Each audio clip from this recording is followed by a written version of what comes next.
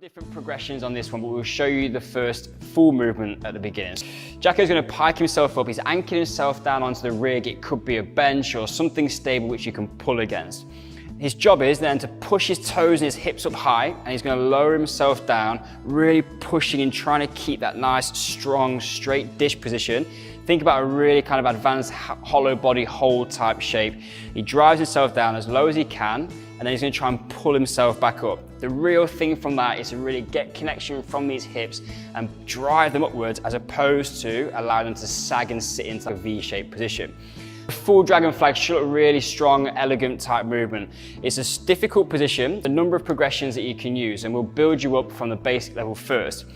So you can begin with a tuck dragon flag, and Jacko's all he's going to do is bring his knees and his feet in, drive those hips up like you can see, and then he just lowers himself down. The further out the knees go, the more difficult it gets, and you can start to play around within that. If you find that that's working pretty well, we can move to a single leg progression. And just on all of these, there's a number of different things you can use, but one of them could be a partial range of movement repetitions. The closer to the floor you get, the longer the lever length, and therefore the more difficult it is. So as you're building strength, you can just shorten that movement range down a little bit, play in the range where you feel comfortable, and over time you're going to feel that increase. The single leg just removes a little bit of the lever length, the weight that we've got down at this end of the movement, and therefore makes it a little bit easier and a progression onwards. Now, last two little progressions for you. Those are your major steps towards a full dragon flag, and just build strength through those cumulatively over a period of time, and you're going to find yourself starting to get ready for that full position. There's another one you can also use with all the progressions, is just to work the eccentric. The hardest bit of the dragon flag is actually pulling yourself out of that bottom position. Jacko's going to go full dragon flag.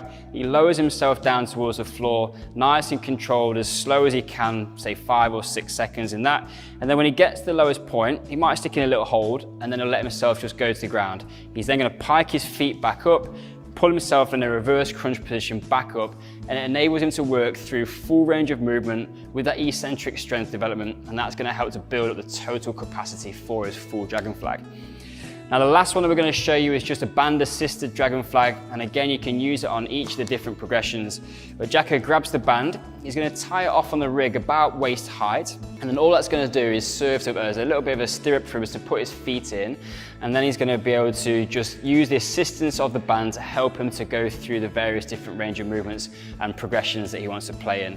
He sets himself up again, feet in the band, he'll drive himself up, stretches out, and he's going to go full dragon flag in this position, and then that band is going to help him at the hardest point of the movement, which is right here. The band is on full stretch, and that's just going to get him out of that bottom position and help him to start to train it.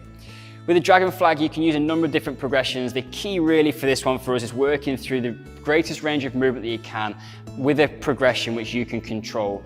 But do add these little tools in as a way to get extra volume in your training program and make it a little bit more specific towards really getting towards that full dragon flag movement. Lots to think about in that one, but it's a great little movement, and it does wonders for your front lever training and keeping this midsection super strong.